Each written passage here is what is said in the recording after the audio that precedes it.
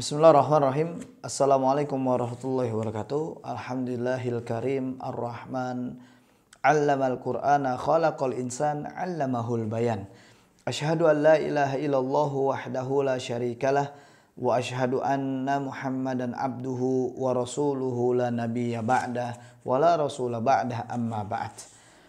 Ya ayyuhalladzina amanu ittaqullaha haqqa tuqatihi wa la tamutunna illa wa antum muslimun. Ya ayyuhan nasu ittaqu rabbakumul ladzi khalaqakum min nafsin wahidah wa khalaqa minha zawjaha wa batha minhuma rijalan katsiran wa nisaa'a wattaqullaha alladzi tasaaluna bihi wal arham innallaha kana 'alaikum raqiba. Fa inna asdaqal hadits kitabullah wa khairal hadi hadi Muhammadin sallallahu alaihi wasallam wa syarrul umuri muhdatsatuha wa kullu muhdatsatin bid'ah wa kullu bid'atin dhalalah wa kullu dhalalatin finnar. Sahabat LTTV yang dimuliakan Allah Subhanahu wa taala. Alhamdulillah kita sama-sama masih bisa menikmati bagaimana sahur yang kata Rasulullah SAW, sahur ini adalah sahur penuh keberkahan dari Allah. Bulan puasa juga adalah bulan di mana Allah banyak memberikan ampunan-ampunan kepada kita semua. Jangan sampai ketika bulan puasa meninggalkan kita, tapi kita belum diampuni dosa-dosa kita. Na'udzubillah tsumma na'udzubillahi min dzalik. Makanya di dalam hadis sahih yang mulia kata Rasulullah SAW, man shoma ramadhana imanan wahtisaban ghufira lahu ma taqaddama min dzambi. Barang siapa yang berpuasa di bulan Ramadan melaksanakan mansoma Ramadhana imanan wahtisaban, benar-benar karena iman dan mengharap pahala dari Allah, ghufira lahu ma taqaddama min dzambi. Allah akan ampuni dosa-dosa kita yang terdahulu dan yang akan datang. Jadi tentunya puasa kita memang harus karena iman kita kepada Allah Subhanahu wa taala, dan kita harus bersyukur kepada Allah. Allah masih mampukan kita sebagai orang yang beriman, yakni melaksanakan puasa di bulan Ramadan yang mulia ini. Oke, salawat dan taslim juga kita sampaikan kepada Muhammad Rasulullah sallallahu alaihi wasallam, insan yang mulia yang dimuliakan oleh Yang Maha Mulia. Tentunya ini adalah sebuah kabar gembira bagi kita. Kita ini dijadikan sebagai umatnya Rasulullah sallallahu alaihi wasallam. Dari cerita-cerita sebelumnya bagaimana kondisi sosial kemasyarakatan bangsa Arab sebelum Muhammad Rasulullah SAW lahir, kita tahu bagaimana kebiadabannya, bagaimana kezalimannya, bagaimana masyarakat terdahulu menganggap wanita ini seperti sampah, nggak ada harkat martabatnya. Dan tentunya ketika kita menjadi umatnya Rasulullah SAW, tujuannya adalah Allah ingin menyempurnakan. Allah ingin menjadikan solusi Muhammad ini adalah solusi bagi umat manusia seluruh alam. Makanya Allah Subhanahu wa taala sebagai rahmatan lil alamin. Rahmat bagi seluruh alam manusia.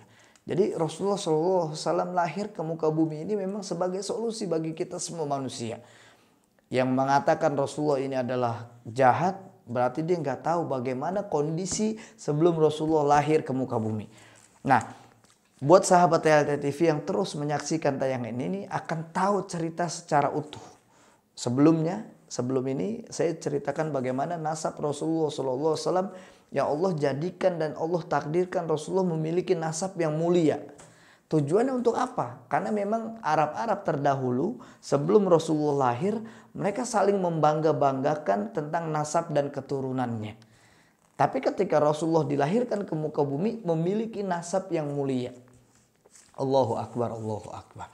Nah, yang kedua, yang kita tahu bahwasanya bagaimana pernikahan sebelum Rasulullah lahir. Tadi sebelumnya juga saya singgung sebelum bahas nasab tentang bagaimana kondisi sosial kemasyarakatan bangsa Arab sebelum Rasulullah lahir. Yakni pernikahan ada yang 10 orang, dia mendatangi seorang wanita, menyetubuhi dari 10 orang ini menyetubuhi satu wanita. Ketika lahir, kemudian wanita ini berhak memilih siapa lelaki yang dicintainya. Akhirnya ketika itu ditentukan dan namanya nanti dinasabkan kepada lelaki yang menjadi pilihannya. Bayangin, 10 orang lelaki menyetubuhi satu orang wanita. Ini pernikahan tempo dulu. Allahu Akbar, Allahu Akbar. Nah, saat ini bahasan kita tentang bagaimana kelahiran Rasulullah Shallallahu Alaihi Wasallam. Dari mana? Dari mana Rasulullah lahir ke muka bumi ini? Lewat apa? Siapa keturunannya? Dan insya Allah saya akan bahas tentang bagaimana Rasulullah SAW lahir ke muka bumi ini atas pernikahan Abdullah bin Abdul Muthalib dengan Aminah binti Wahab dan mimpi ibunda dari Nabi Muhammad SAW yakni Aminah. Abdullah bin Abdul Muthalib merupakan anak yang paling dicintai ayahnya. Karena Abdul Muthalib sang ayah menebusnya dengan 100 onta. Dia menikahi seorang wanita dari kalangan terhormat. Jadi Aminah ini adalah dari kalangan yang terhormat. Yakni wanita ini adalah wanita binti Wahab, Aminah binti Wahab dan bin Abdul Manaf bin Zuhrah bin Kilab. Nah, Abdullah bin Abdul Muthalib kemudian wafat ketika Aminah sedang mengandung Muhammad. Jadi artinya Rasulullah SAW tidak bertemu dengan kakeknya. Tidak bertemu. Karena ketika Rasulullah masih di dalam kandungan Aminah, kemudian Abdul Muthalib kakeknya meninggal dunia. Nah, lalu dimakamkan di Madinah tepat di samping paman-paman beliau dari keturunan Adi bin An-Najjar. Kala itu dia sedang pulang setelah membawa barang dagangannya ke negeri Sam. Dan kematian menjemput saat dia di kota Madinah. Dia meninggalkan seorang anak dia berkahi yang masih dalam kandungan. Seakan-akan takdir mengatakan kepadanya, kepentinganmu dan kehidupan ini sudah tidak ada lagi. Dan janin yang suci ini akan dipelihara langsung oleh Allah sesuai kebijaksanaan dan kasih sayangnya. Pengajaran dan pendidikannya Allah sengaja mempersiapkan untuk mengeluarkan manusia dari kegelapan menuju cahaya. Jadi kehadiran Rasulullah SAW ini sebagai solusi bagi umat manusia seluruh alam. Kenapa? Karena ingin mengeluarkan manusia dari kegelapan sampai cahaya yang terang benderang. Minal zulumati ilan nur. Nah, pernikahan antara Abdullah dan Aminah bukanlah isyarat pertama bagi munculnya seorang nabi. Dia ditanyakan kepada beliau mengenai hal ini. Lalu beliau menjawab, keberadaanku adalah berkat doa Ibrahim dan merupakan kabar gembira yang pernah disampaikan Isa. Ibuku melihat dari dirinya mengeluarkan cahaya yang menerangi istana-istana Syam. Yang dimaksud doa Ibrahim adalah sebagaimana tertuang di dalam Al-Quranul Karim. Ya Tuhan kami, utuslah untuk mereka seorang Rasulullah dari kalangan mereka. Yang akan membacakan kepada mereka ayat-ayat Engkau dan mengajarkan kepada mereka Alkitab yakni Al-Quran dan Al-Hikmah yakni As-Sunnah serta mensucikan mereka. Sesungguhnya Engkau yang maha perkasa lagi maha bijaksana. Ada di dalam surah Al-Baqarah 129.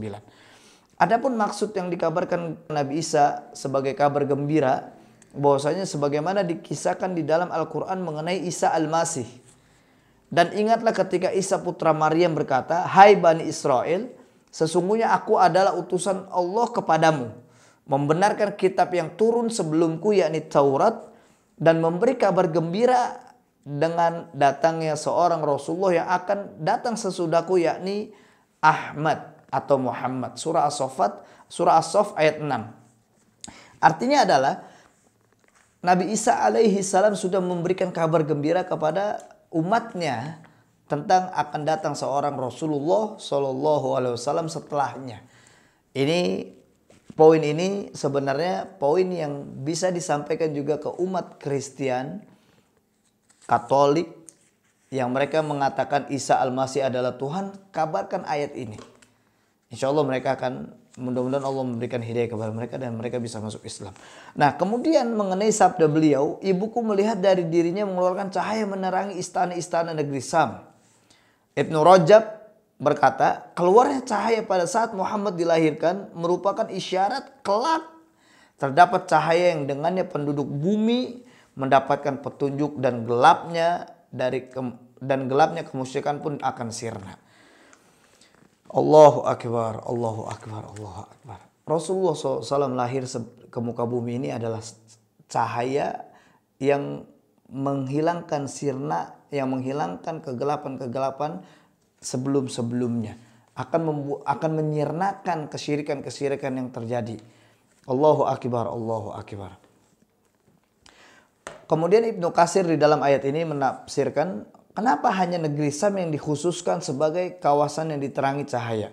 Hal tersebut merupakan isyarat bahwa kejayaan dan kekokohan Islam di negeri Syam.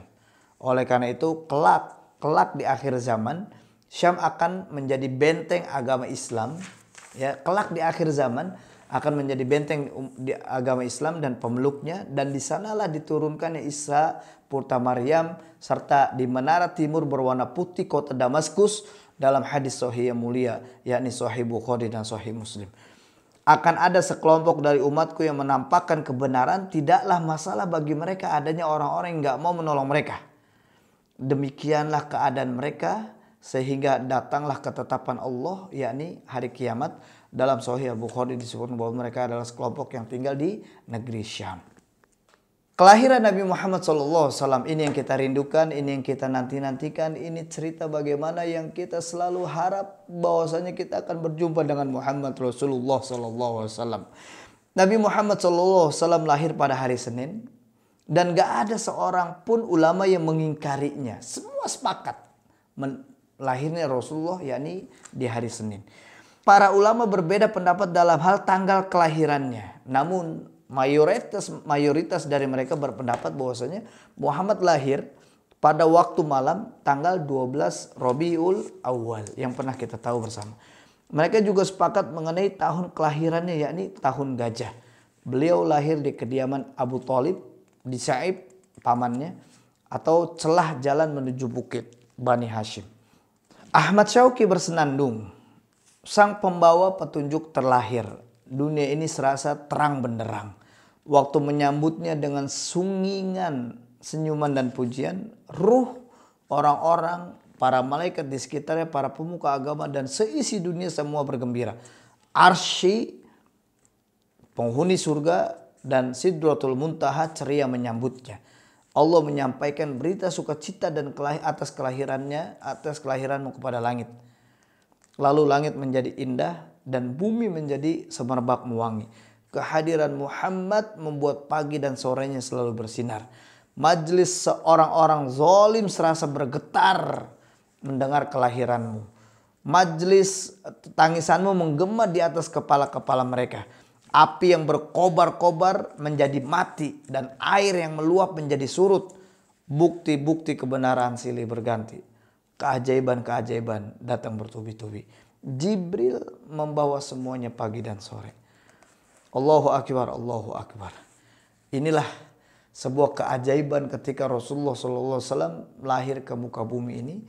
Ini cahaya yang begitu terang benderang tapi tidak menyilaukan. Cahaya dari kegelapan-kegelapan yang sebelumnya hadir di muka bumi, yakni dari kalangan jahiliyah. Kita saksikan bersama, terus pantengin channel YouTube TLT TV, karena insya Allah kita akan kembali membahas tentang siapa yang menyusui Muhammad Rasulullah Sallallahu Alaihi Wasallam. Karena pembahasan ini adalah pembahasan yang sangat luar biasa. Jadi kita tahu dari lahirnya Rasulullah SAW, dari sebelumnya lahirnya Rasulullah SAW. Taib, insya Allah kita akan ketemu lagi di kesempatan di esok harinya dengan pembahasan siapa yang menyusui Rasulullah Sallallahu Alaihi Wasallam. Barakallahu fikum wa faqakumullah. Wassalamualaikum warahmatullahi wabarakatuh.